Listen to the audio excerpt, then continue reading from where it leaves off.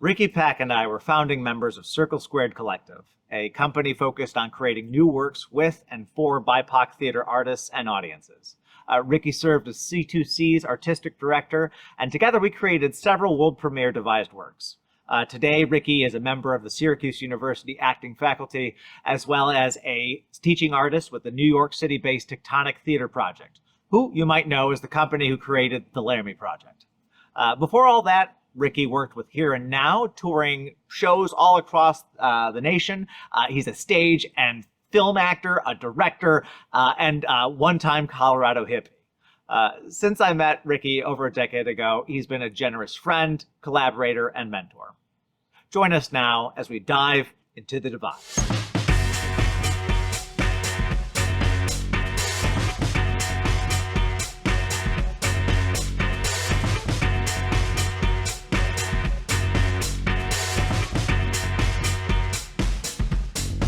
Ricky, thank you so much for joining us today. Welcome. Yeah, thanks for having me. I was really pleased to have you to hear from you and to for you to ask me to take part of this. It's really an honor, and I'm looking forward to our chat today. Awesome, cool. So first things first, I guess, how would you describe the work you do, the art you make, the style slash descriptor words? If you're to find someone on the street and say, hey, I do theater, it's like, oh, what type? Or not even theater. Do you do theater? Do you do performance? I want to put labels on whatever you do. How would you describe it? So I guess in terms of what we are chatting about today, I would probably say that I would be a device theater artist. So I mean, personally, professionally, my background is in multiple different areas, TV, film as well, and straight theater, yada yada yada. But I think that it all goes to the service really to continue to fuel my passion, in theater, which is devised theater. So, how did you discover devised theater?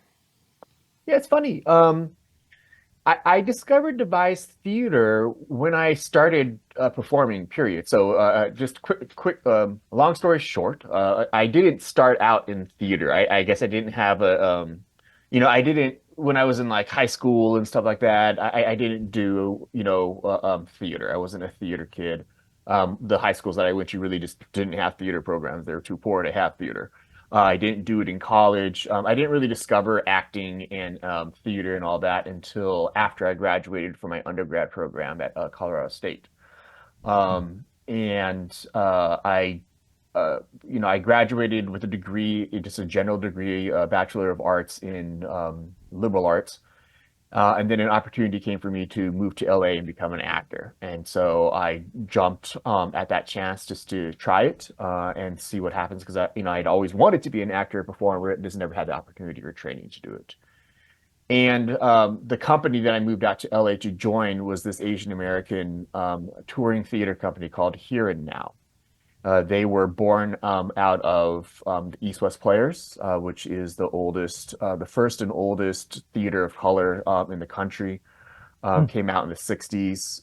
And our artistic director, his name is John Miyazaki. He kind of grew up in that theater of East West Players. And from his high school age on into his young professional career, he eventually splintered off and created this group Here and Now. That was the company that came to Colorado State and did a performance. I met them, hit it off with them, and John was like, hey, if you ever come to LA, look us up. And so I took him up on that. And Here Now was my artistic home for a good, almost 10 years, even longer, really, on and off. And so my entry point into devised theater specifically was through this company, only I didn't really know it was devised theater. I didn't. This is just what we did. But we generated work that was just, based in the Asian diaspora, Asian American diaspora, under the tutelage and under the guidance of John. And John just had a different way of, I guess in retrospect, had a different way of approaching theater, but I just didn't know any better. I was like, okay, this is how theater is made. And then I started, auditioning and working in other theater companies and productions and being like, okay, cool. This is not how theater is normally made. There's a whole other people have other ideas of how theater is supposed to be made. But John's vision and guidance really became the foundation for how I create theater. And so, it was very storytelling based. It's very much based on the idea of attaching different stage pictures and imagery and physicalizations to different story points and whatnot. And again, that was just how John's brain worked. And then it wasn't until grad school, which is where I met Mark. Well, though Mark was an undergrad, this is now at Cal State LA. That's when I started getting the formal education and training to start knowing, okay, these are the labels, the categories, the schools, the whatevers of different style of theater, practitioners and whatnot. And that's when I first learned the actual term of like devised theater. So Okay. So stemming from that, have you carried on that style, that training that you learned at here and now, or are you using in different methods? How has your art process evolved? yeah, awesome. So it's funny. So like I said, it wasn't until grad school at Cal State LA that I started learning these different, practitioners and theories and yada yada yada. And that's where an opportunity came up for me to host an artist named Greg Parati, who is with Tectonic Theater Project, who are known for creating the Laramie Project, amongst other works, but that's like their seminal work. And their method of creating theater is called moment work. And roundabout story is, through hosting Greg for the school, I was able to start taking some workshops with Tectonic and realized, oh, actually, everything that John kind of talked about, that here now background really closely aligned with moment work.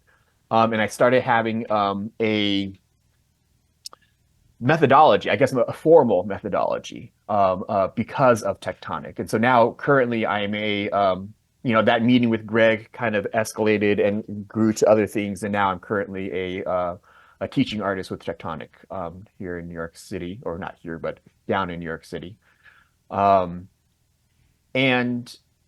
it was really my work with Tectonic and moment work specifically that really started to give me this methodology, a language to speak of in order to communicate. And instead of saying, hey, let's just try this, whatever, being able to talk to my ensemble and say, hey, so this is the practice, this is the methodology. And so what do you all think about this? What are your discoveries? And then, how can we start bringing that work together? And Mark was part of that from pretty much, day one as well. As soon as I think that, literally as soon as I had that first workshop with Greg, I was like, okay, cool. And I took it back to, this group of people from Cal State LA. I was like, hey, do y'all want to get together and start creating some stuff? And this is the methodology that has been, that I just learned and is really exciting to me. And this is the way that I want to start approaching that work. So was it that workshop that led you to create C2C? It's funny. I think it was really like hand in hand because like we had the idea of like wanting to form this company regardless. One of my big goals, I guess, of going to grad school to begin with was to find other like-minded collaborators. And so I was already doing that. We were already finding each other. I had already made these plans, to kind of form this company, and it just happened to go at this round about the same time as I met, Greg and met Tectonic and started learning that methodology. Okay, yeah, sorry, I froze up for a second. And so, Okay. yeah, it was kind of like hand in hand. It wasn't really one before the other. It was because unofficially, I'm trying to think back now, even what the history of our company was. Because technically, like we did a show while we were still in school called Mhm. Embers, first iteration of that, which was devised, but not necessarily through moment work, because I had not learned about moment work yet. But then shortly after that, we graduated, and we remounted that show and altered it and changed it, having now this foundation of moment work. and we did that show in rep with a production of the Laramie Project that we did, right? And then that's yeah, and that's basically when we started learning about moment work, and was we were asked to remount. So we did these productions off, just on our own in a black box theater somewhere in the valley. I can't remember where now. And then we were asked to remount our production of Laramie Project at Cal State LA for their main stage. And that's when we really, I think, started kind of incorporating a little bit more of that moment work and whatnot, because that was the same year that I started learning from Greg. And so after that, aside from that, those first two productions with C2C, and even then, I don't even know if we were officially C2C. It was just a group of us making work together. But then after that, our first show, like officially as C2C, was a moment work show. So we devised a show called Smoke, and that was very much deliberately, okay, this is the methodology, this is how we're going to apply it, and this is what we're going to try and create. And that was our first show. And then pretty much every show after that, there's been some, some offshoots here and there that were not devised or moment work based, but 99% of the work that we've done has been moment work, and I still continue to bring that viewpoint even as a professor here at Syracuse University, where I teach now in drama. Okay. Yeah, I think it's interesting that your first. I didn't realize that your first introduction to theater was devised theater. So I guess like what draws you to different methods of devising theater to create theater? Why not just write plays? Why not just get people like great plays already written or great playwrights already writing? Why for you is devised theater a thing you're interested in keeping at? Yeah, I think it's because, there's something that about devised theater that is inherently pretty egalitarian, and I think that's I don't know how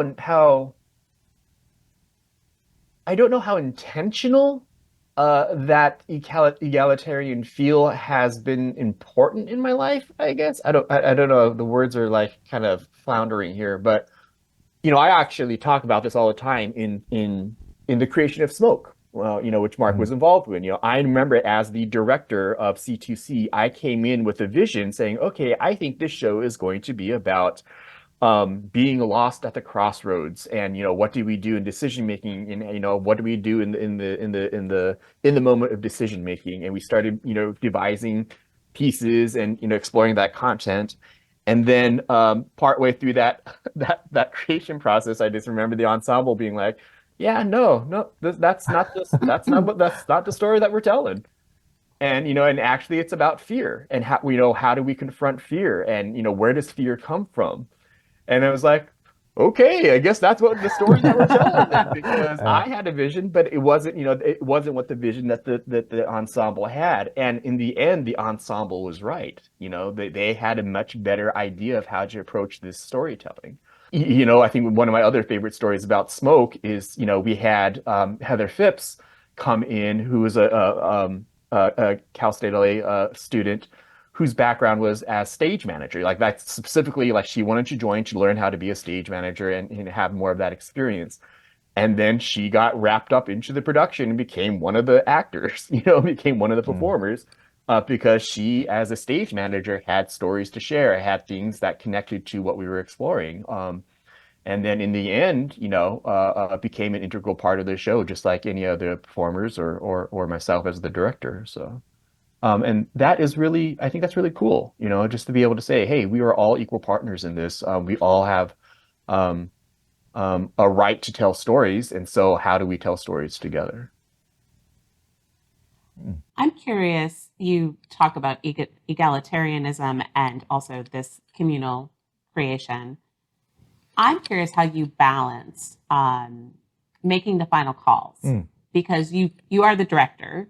And a person coming to the show, not understanding what devised theater is, can look and see that you're credited as the director and think that it's your vision.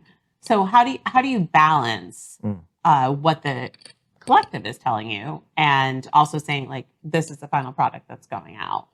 Yeah, that's a great question. So how we approach work, generally speaking, is, I mean, one is that I think ultimately, like big picture, I think is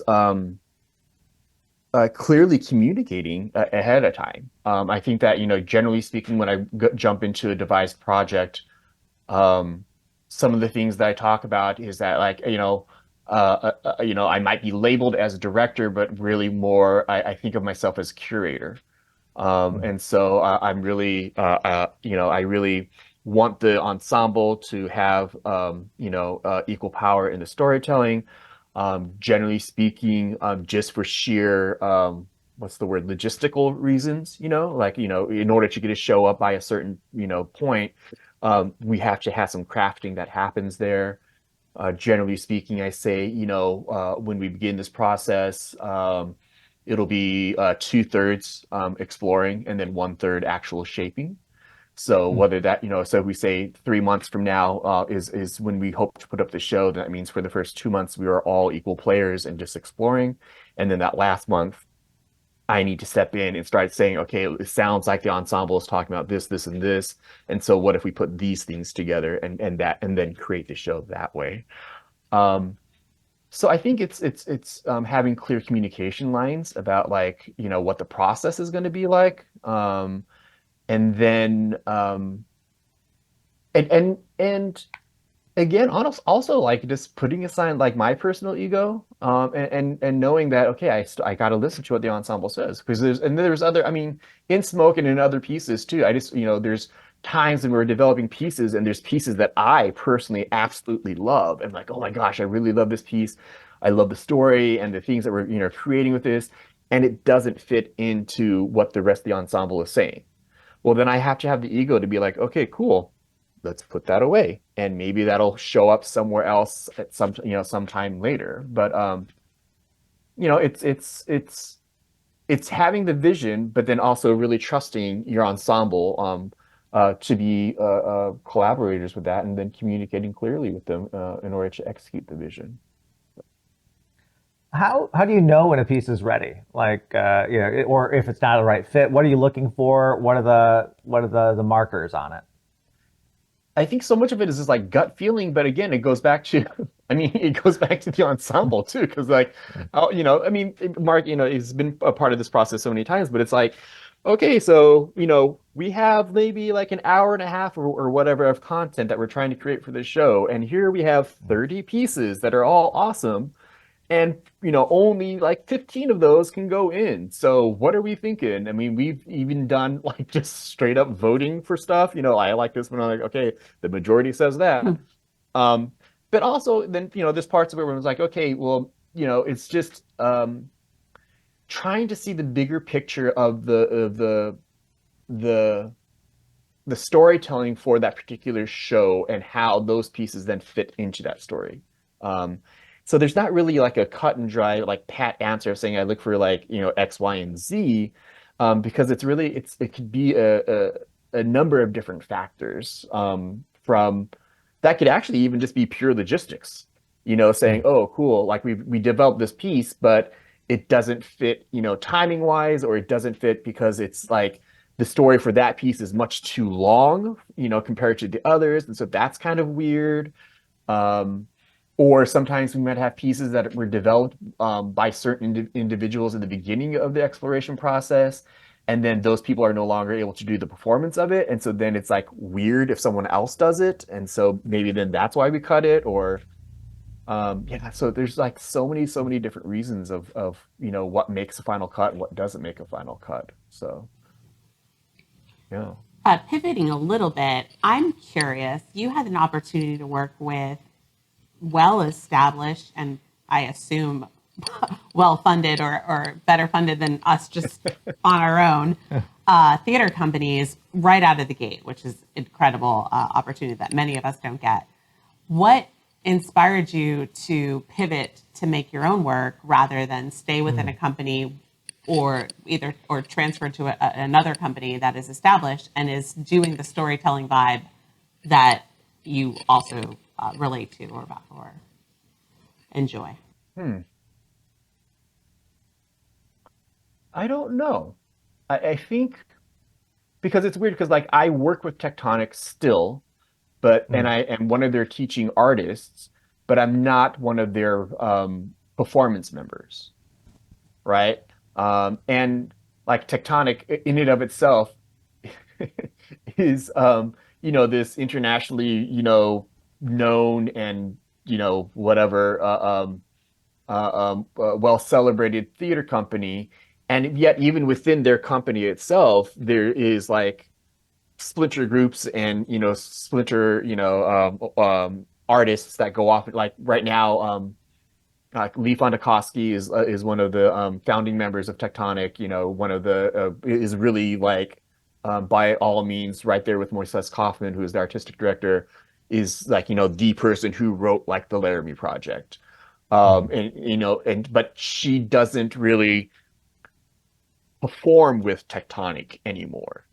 But she still does moment work and she still does that methodology of work, but does work on her own, with her own collaborators and group of people. She still works as a teaching artist with Tectonic though. Um, so it's like the hierarchy and the organization is still kind of loosey-goosey. And so it's for me, I guess personally, it's not necessarily that I've chosen to not work with other organizations. It's just like I come in and out as time and opportunity presents itself. And I think that ultimately, for me, it's just having faith that the universe always works its way out the way it's supposed to, and that if I'm supposed to align with such and such a group and tell this story, then that's what will happen. And then if it doesn't, then I'll go in this other direction and tell stories in this other means. So like, I mean, um, as with everybody, COVID was super disruptive to, theater making and whatnot. But like, I was part of a almost 2-year long theater process, working on a nationally touring devised project that was about the housing crisis. And worked almost 2 years on that project, developing it and whatnot. And then in the end, when after COVID was done and we were coming out of our bubbles and stuff, and it was actually now being produced, the timing didn't work out with my teaching schedule and Mm. with everything else. And so I couldn't, like, even though they wanted me to still be a part of that production, I couldn't take the time off. And so I stepped away from it. And that's okay. I just have to be okay with that. So, I think it's for me, and maybe that's a potential downfall for me is that I don't push things too much. It's like if something is meant to happen, if I'm meant to work with such and such company and do this thing, then I believe it will just happen. If it's not meant to be, then that's okay because I'm still happy and I'm still creating work on my own terms of what telling stories that I want to tell too. So. Okay. Are there other flexible like benefits from having like this flexible nature and like a hierarchy that isn't always so set in stone and that people can freely move from project to project, or versus remaining with one institution? The benefits or drawbacks that you found? Oh, cool, cool. Yeah. I mean, I think the overall I think one of the biggest benefits I think is just that it's like there's something really cool and fun about being able to pull in so many perspectives into a Mm. project. And especially when people know that I guess this is kind of weird, but when they know, when I feel like when people know that they don't have to commit the next 6 months of their lives to something, Uh, they're like, cool, let's get together and play and jam. And, for this 1 week or for this one rehearsal, I can contribute X, Y, and Z and then feel good about having to step away. Right. And then somebody else being able to step in and then pick up on the reins, that have been laid down for them. So I think that I think the biggest benefit, or one of the biggest benefits, of this, of what device theater, or at least how we approach device theater, happens, is that it allows for multiple viewpoints. It allows for people to work on the terms that they feel comfortable with, that they have time, to work on, and still feel valued, I guess, Um, yeah, I don't know. Did I answer that question? I don't even know if I answered that Yeah, question. sure. Yeah, I think like it's it's one of these like it seems like you have to have confidence in the process that the process Yeah, will go on without you. Like like you said, letting the ego go. It's like I yeah, did my yeah. best. Go off into the world. I hope it works. Yeah, yeah. As a, now as an acting teacher at Syracuse, Mm. one of the biggest things, one of the biggest hurdles that we have with all of our students coming in, because Syracuse University is like one of the top, whatever schools in the nation in regards to acting and performance. But one of the biggest challenges is to shift the mind frame of the students from being right all the time. This pursuit of Mm. being right. What is correct? What is the right way to perform? What is the correct way to engage in this character? Engage, and that's like the number one thing for us to try and break. It's not about being right. It's about being alive, about being present in the moment. Right. And you can Mm. only do that if you're okay with making mistakes, if you're okay with a little bit of chaos and not trying to control everything, and shaping it into what we preconceive as being right. And so for me, that really resonates with the work that that we do with device theater too, right? It's not about being right. It's about letting the process play out and seeing where the process leads us to, and trusting that the universe is guiding us in the right direction to tell those stories. Besides the very difficult challenge, at least for me personally, of not having control over everything all the time, are there other challenges that you think device theater makers are facing in present 2024 United States? Oh, sure. I think the biggest problem is then like, how do you make a livelihood doing it, right? Because Mm. then in the end it comes down to like, how do you sell it? Right? That's the reason why, that's one of the reasons why American theater is shaped and formatted in the way it is, right? Is that it follows a very capitalistic model, that starts with a playwright and a producer and a director or whatever. So it's just a small amount of people, that one has to pay in order to produce the product, give them the longest amount of time to do it. And then as soon as the budget goes up, because you're starting to layer in the costume designers, set designers, actors, Mm. blah blah blah, and then that starts to balloon out. Well, then we give those people the shortest amount of time to work in. Um, so it's not so ultimately devised theater. I think from an outside traditional, American theater viewpoint, is not very cost effective. And so therefore I think there's always going to be a, what is it, reluctance, to want to fund stuff. Uh, like, I just directed the first, and it wasn't even really devised, but the first immersive devised horror piece, for our main stage here at Syracuse in the drama Mm. department. And it was really hard to bring a devised, work schedule into Mm. that institution, which is so built on the American theater model of how you actually create work, right? And in the end, it was great, and we had, an amazing run, completely sold out performances, and really, really great feedback from everyone. Um, but that was definitely an uphill battle in order to put that, in the postmortem, we talked about trying to make this, square peg fit into a round hole, Mm. because they're so used to making these round shaped, forms of theater. So when you start to introduce something that's square shaped or triangle shaped or whatever, that becomes the challenge. So When it comes to then an institution, a training institution, and you're trying to set up students for success in the future, both merit, like their artistic merit, as well as hopefully their livelihood. That they're able to take the degree they learned, the training they learned, and use it to power their life, hopefully in the future. Do you think how does teaching or incorporating devising into the process affect that?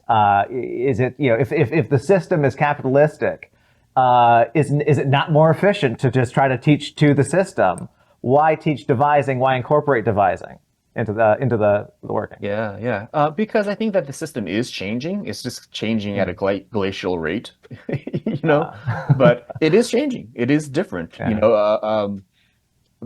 musical theater or musicals and I mean straight plays period, what you're seeing what we're seeing nowadays on Broadway and West End and in Chicago and stuff, there's definitely it's not the same as what it would have been 20 years ago, right?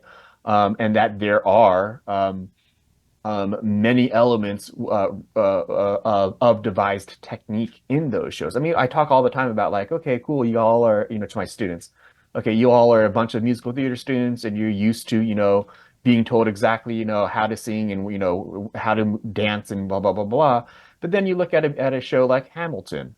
Uh, I can guarantee you that, I mean, even though I don't know the creation process of that show, I can guarantee you that parts of that were devised by the ensemble. There wasn't a choreographer that said, on counts, 4 through whatever, you're moving like this, and then, on this other counts, you're moving like that. No, I mean, I'm guaranteed that the ensemble created stuff to the music and it fit, and then there was a choreographer or director that shaped mm, that. Um, so more and more so, actors are going to be asked to take part of the devising process of a show one way or another. And so mm, I think it's important then if that's going to be that already is an aspect of our profession and is only going to increase, I think, as the years go on, then have a familiarity of what that methodology is and what that actually means to be a deviser, in that process. Um, I don't see a Broadway producer, creating a devised show, from scratch, in the yeah. next 30 years or beyond. But the shows are going to have devised elements to it. And so, I like to try and I guess a lot of times I say, I try to make sure that I'm teaching actors to be smart, Mm, quote, smart over anything else. And learning how to take their artistic expression into their own hands, as opposed to always being at the beck and call of someone else's vision. What do you think we can do as devising artists to get the word out, to get audiences in seats so that Broadway producers understand in our capitalist system that this is something that the people want? Hmm. I've made a lot of assumptions in that question, so Yeah. feel yeah. free to rebut any Do of them. No, no, audiences no, want no. this? Well, yeah, I mean, I think that they do, though. I think that they do. I think that there is a reason why, audiences have responded to shows like Hamilton or Six or I was really blown away. I don't know if you all have had the chance to see um oh what the Jagged Little Pill, the Alanis Morissette jukebox Mm, musical. Like full of devised theater. There has to have been. I don't know the actual creation process of it, but there has to have been.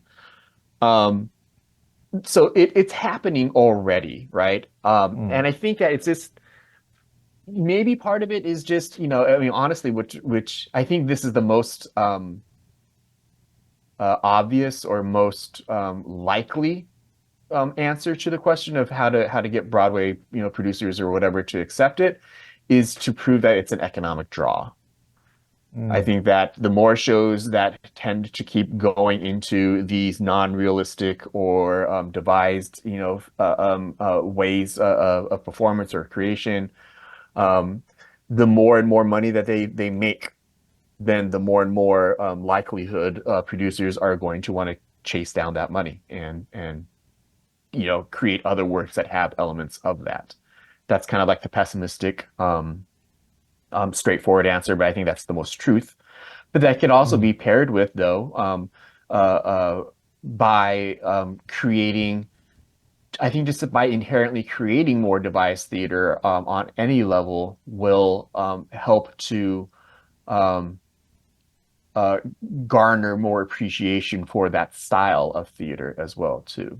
Um, so it doesn't all have to be capitalist answers, because it could be, just artistically, the more people see, from a small black box production, one person show production to something that's, at a collegiate university to something that's, at a small regional theater, just the more and more exposure, I think, will help.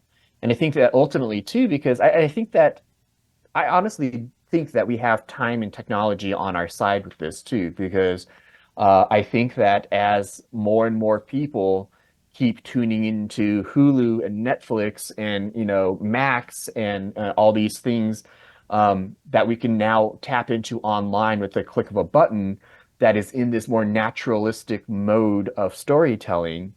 Um, the more and more I think that we can gain an audience in theater by going the other direction, because there's so much about device theater and whatnot that you can never film and put on a computer screen and gain an appreciation for. It would just look weird, and it just would be weird. But get those butts into an actual audience, audience seats of a device performance, and I think they'll be engaged in a way that they can't engage with content that's here on our screen. And I think that honestly, in order to save live production, I think we're going to keep going more and more into this non-naturalistic mode of theater creation. And what are the stories that can be told through that medium that can't be told in any other form? That was something that was a struggle for me in our grad program because the pandemic hit in the middle of it.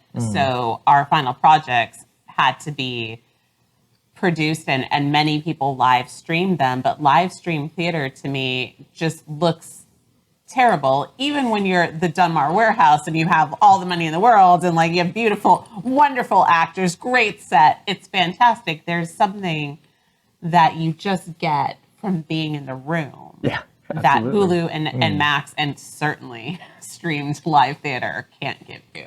Well, Yeah, absolutely. I do wonder. So there is the cell phones, right? Even displacing these larger computer screens. So like, do you think that live performance, like how well can live performance compete against 10-second videos? Instant gratification. What about getting people to the seats? It's hard, but like, do you have any inklings on like what that methodology would be, what that approach could be? Or is it Yeah, I just don't about like, know. yeah. Yeah, I mean, I think, it's funny because I kind of feel like, I mean, this is a huge, can of worms that really, right? This is a whole like another Right. podcast Yeah. topic, right? But there's like, issues and questions about accessibility. It's issues and questions about like content and all this kind of stuff. Again, I don't know. I don't feel like the answer is, okay, if this is what's happening on screen, how do we replicate it in theater?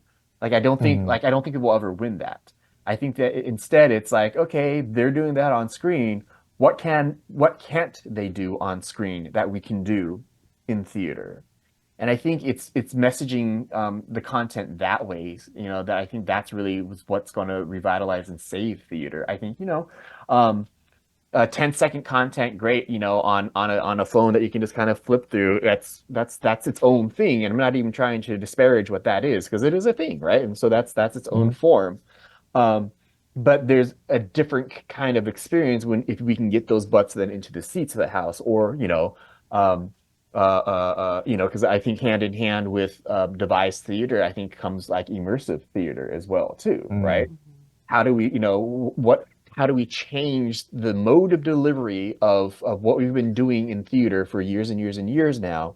How do we change it, so that it becomes its own draw? I think that the reason why this show that I just directed here at Syracuse University was so successful was because it was successful, quote, meaning being defined by being, ticket sales, right? That's the Okay.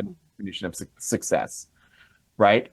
Because there had not been there's never been a show at Syracuse University that has sold out every single night. I was Wow. the first person to do that. Um, and the reason why, Congratulations. yeah, well, thanks, but it's really like it's saying that, but it's also because it was immersive, and there was only 16 people per showing, 16 audience members per showing, and each night had 4 or 5 showings of that, right? Broken up over a longer run time. But I think, the biggest draw for that is because it was something that had never been done, had never been seen. Mhm. It was immersive, it was horror, it was all these things that you don't traditionally see in theater, right? So I think, yeah, we it made sense that we got a huge draw for that. And I think that if we can continue to think about different ways of engaging audience in ways that is not, what has always been, I think that's where we're gonna see theater survive is figuring that out. I mean, I don't know what all the answers are yet for all that, but I do think it's that a good chunk of those answers will come through devised theater work. Yeah, we don't have the answers either. The hope is that, by doing these interviews, we will, like, through consensus or through everyone's opinions, we'll find bits and pieces that maybe will work. And maybe Yeah. it's like fortunate that we have so many minds who all want the same goal, so that we don't all have to approach it in the way it's been done before, but we can find our own, or the way everyone else is doing. We can all find our own way in and learn from each other. Yeah, absolutely. But And we've had a wonderful time learning from you today. Yes, thank you. I really I have so many more questions to ask you, but I want to be mindful of time. So thank you so much for sharing your time and your thoughts with us today. Yeah. And thanks for inviting me and bringing all these other theater artists together and engaging us all in conversation. So appreciate that. Thanks again to Ricky Pak for giving us his insights on what it's like to create a theater company and sustain that company for over a decade, what it's like to develop a new devising structure and use that structure exclusively to create new works for that company. And perhaps most importantly, to the creators of this channel, thanks to Mr. Pak for giving us hope that weird theater can still sell out its runs. Want to learn more about Circle Squared Collective? Click the link below. If you liked this video and want to see more from this channel, hit like, hit subscribe, click that old notification bell, and join Mark, me, and perhaps a tiny mic or two next week as we dive into the devised.